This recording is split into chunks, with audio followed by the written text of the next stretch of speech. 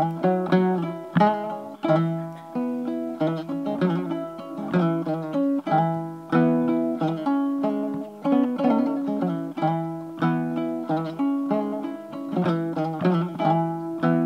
tongode sakkitinde yewtere bowal ganni en natanino rogere ko fati e jettode nden rogere andinina en yettode alaada fawi ina jogii iwdi kono ina wayloyo ina saama taw ko joomumen hen sahaaji cammini ina saama taw joomumen koko itta yettode mumen totta yettode wonde ngam majjinde ɗumen asli men e iwdi men yewtode kadi en gandinino en kala ɗo mawnina neɗɗo ina wawi famɗinde ɗum banggue goɗɗo yidde wiide yimɓe fof ko gotum to banggue iwdi kono ko ɗum jeel waɗe rendata en gandinino kadi wona rendoji fof jogui jettode saabu wonɓe ngala ɗum wonɓe ganduɗa ɓe jondinima tan e so inni inde neɗɗo joftine baaba kaɗo ɗon goɗɗum fawatake hen e nder hunde jettode nde ƴettuno ɗen en jurnitanomo an Baro e yettode wan eɗen eto hande e nder nde ɗo tongode jokkude kadi memde hay sinno ko seeɗa hunde e jettode ko adi fof puɗɗortoɗen hande ko yettode Ndiaye.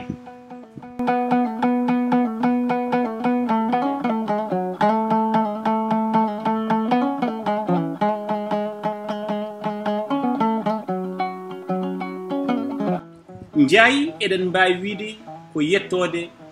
tawatede e dendagal leƴƴi kono kadi e nder rendo men tan enen eɗen koye men wawde wonde kala hinde. Ndiaye ina gasa e wittoji Saydou Kane wi ko waylo waylo ngayi firti koko mawni walla ngayi firti ko mbarodi ko ɗum saabi kala ko mawni kala ko hulɓini walla ko doldolni joftine e ngayi yeehi ha ngayi o wontoye Ndiaye sa ƴeewi ni e nder rendo jolfuɓe kamɓe kala koɓe teddini ɓe korsini ɓe keewi yettude ɗum ko Ndiaye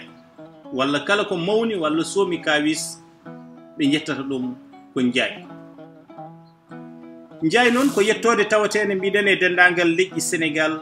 ha ni so wona Sénégal e leyɗele takkiɗe en ɗo jettode tawate e nder leñol Haalpulaar en eɓe mbawi wonde kala hinde so en jeehi to Bakel naam iwdi mabɓe ko Jolof kono toon ɓe gonti toon soninkoɓe kono ɓen wonɓe to Mudéri e wonɓe to Hadubere ɓen ɗon Ndiayɓe nawtate koye hunto birom Mbakke Daali hay Ndiayɓe tawateɓe hoore fonde iwdi men kañumen ko Jolof ɓen jalti ko e layti Hamme Biran mbañi Daali kono hande ɓe gonti toon Haalpulaar en ɓe hindi mumen woni ceɗɗagu manam koɓe seɓɓe kamɓe ni ɓe jejjitani hay wuro iwdi mabɓe sabu ɓe iwi ko wuro no wiye Muy ɗum saabi ni ɓe gardi e tiitonde laamu mabɓe ɓe jokki laamade gayete to ɓe gari to hoore fonde tiitonde mabɓe heddi e wolof woni buuru Muy segodira wontoye Buu Muy ina woodi Ndiayɓe tawateɓe e nokkuji kewɗi hono no mbiruɗen ni Ndiayɓe tawateɓe Sokku e to Jammel gonɗen koye nder Edi ɓen jalti kañumen koye Moseri Hamme Biran Mbay Dalli Farba Jum eɗen gandi yettode nden ɗon adi wonde ko Ndiaye kamɓe ɓen ɗon ɓe jalti koye Hamme Biran Mbay Dalli Ndiayɓe Wudduru kañumenne e koye men ummi ko Jolof kono kañumɓe so yeehi to Wudduru tawata koɓe toroɓe sabu yaltindeɓe sernaɓe hewɓe e jeedeɓe kadi e filñitere wannode to banggue diine ha e kono Cheikh Oumar Darde no ɓe darino hen Ndiayɓe Wudduru noon fergo mumen peccima e baalaji ɗiɗi ko ɓuuri hewde mabɓe jippino ko nokku biteɗo Kabe ɓen nawtata koye mumen koye Yeyye Ndiaye mo Jolof gadiɗo arde ɗo wiyete Tumbere Gomɗe. Ina wiye ko on Yaya Ndiaye sosi Wuduru, walla taw ko Ali Mamoudou jaltude e Yaya Ndiaye o sosoy Wuduru no woɗɓe mbiiri. Ina wiye kadi Ceerno Ndiaye gadiɗo toon wiyeede Ceerno Ndiaye ko Mamoudou Ali ummiɗo gawdal ari Wuduru won hellotaari kadiri onon.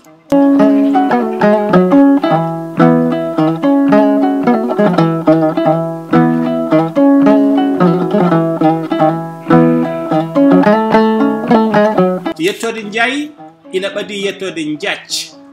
kono ina gasa tawa ala ɗum seŋodiri to bange iwdi. Ndiathɓe gaskikinte kañumen koye Demba Gala Gaynako. Wiyama wonde yettode mabɓe Lasliwi wona Ndiath kono noon ko Sow, hayso tawi won wiɓe ala wona Sow ko Diallo. ɗiɗo ɓe fof noon dalillaji mum nana ngara yeeso. Wiyama kanko Ndiath oɗon omo wowno wiide so Allah jaɓi ma en Ndiath, ma en Ndiath, ma en Ndiath watta yettode makko Ndiath wonto e Ndiath gon yeeso ko noon addi. Wiyama ɓe gadi hodde koɗo wiyete juude rewo, ɓe garti juude worgo ɓe pecci e kinɗe nayyi.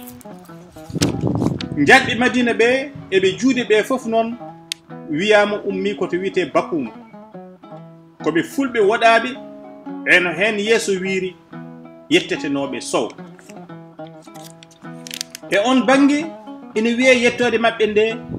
iwi ko e yacciɓe Ndiathɓe Madina ɓe jalti kamɓe koye Hamme Biram.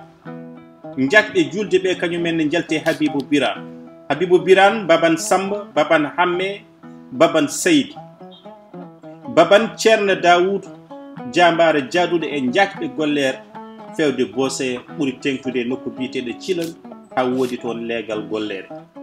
Won hewɓe ni ceŋi Ndiathɓe Madina ɓe tan koye Ceerno Dawoud directement e Birane Issa ɓi Demba Egguwi cosnoɗo cankoƴol hade mum sosoyde juude jaabi. Miijo wongo wi Ndiathɓe gonano sosoɓe kono koɓe jalluɓe ɓe gonno,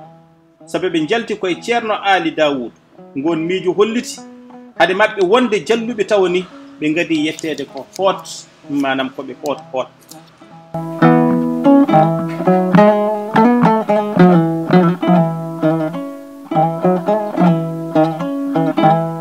Ko hono noon kadi wira yettaɓe wele iwdum maɓɓe koɓe sosoɓe fulɓe aynaɓe. Wiyama wonde ɓe ummi koye welde ɗum wontoye wele, walla woɓɓe mbi ala soɓe coyninomo huuɗo ɓe mbiya ɗum welde e welede, welde o wontoye welde. Dembuɓe e datɓe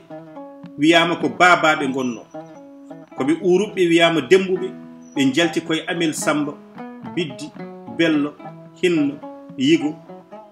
Amel o to Pire Sagnokoro yettode mum waylimo toon nde yehi toon.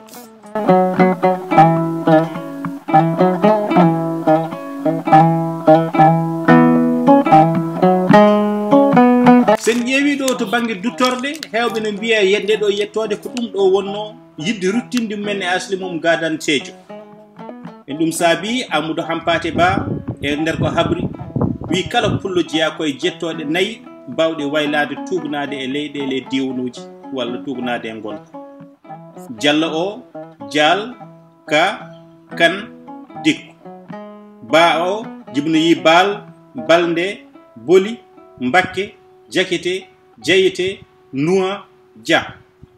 So o jibini Sidibé e jettoɗe goɗɗe ɗe kalɗen. Bari o jibini Sangare holko firtata ko yettode na waylo.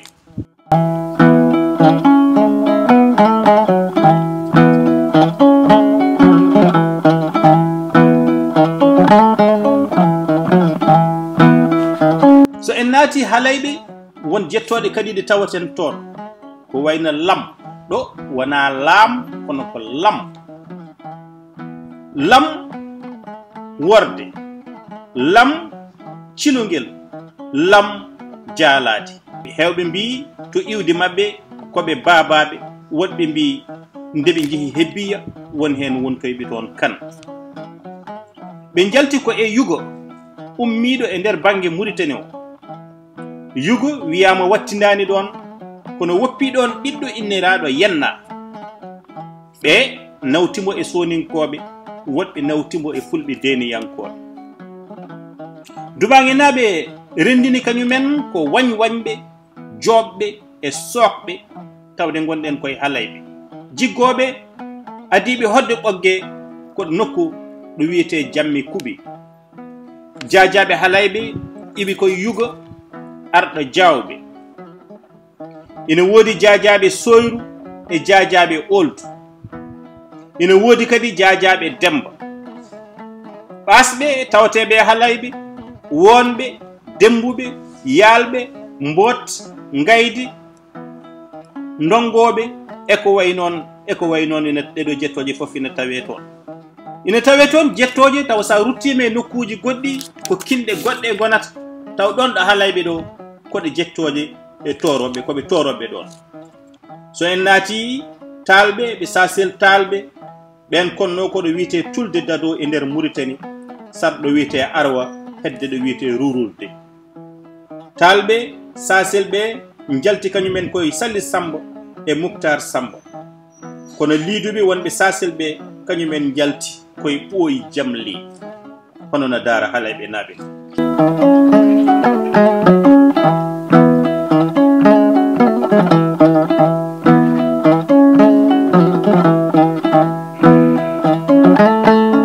so en naati e nder Tooro ma en taw toon jettoje kulliroje wonde oɗo nokkude e hoɗiɗo dennagal leƴƴi Sénégal fof hade ɓe hen yaade ɓe hen keddidi e jettoje men gadanteje hayso mbayli kinɗi men walla mbayli leñol leƴƴum men e nder Tooro dendagal jettoje leydi Sénégal fof ina tawe ɗon taw kamɓe fof hande koɓe haal Pulaar ina tawe ɗon Set Gollok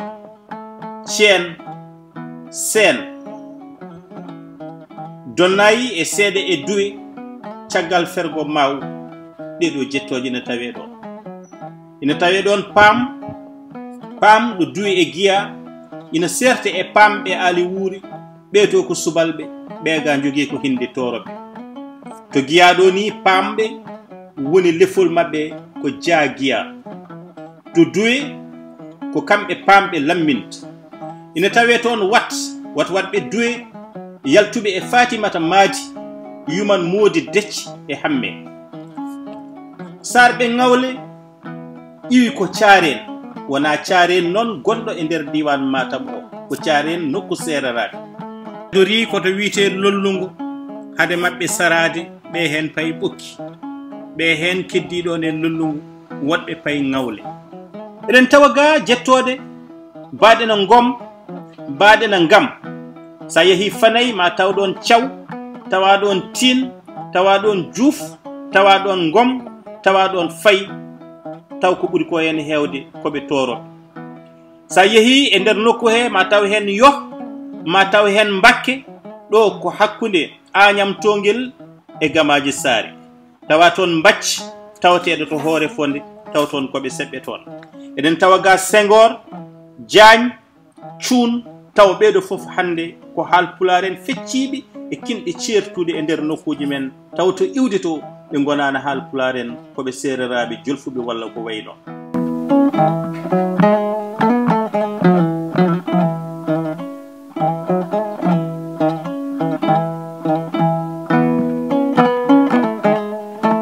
ina gasa e tongode men arore to banggue jettoje natanen jettode keeriɗi taw ko jettode kinde etoɗen ƴewde hayso en memino hen e sahane mbaɗten kinde yettode hen fof iwde mum e tarik mum no addiri fof noon fawi koye wittoji tubnadi e defte certude to banggue konngol mbaynigo Amadou Alassane Hott wi en so gaari ina mala yo joɓɓi mum kaaɗe ɗiɗi so gaari yani tata ɓiwol yenerta gam hirsede so neɗɗo nokki longere waɗi e hoƴƴutu ina wawi andude ina wuuli kono noon wawa andude ina weeli ko ɗo tongoten nde ɗo yewtere boowal ganni e welede Allah dokkodira naadi e tongode aroɓe Thank you.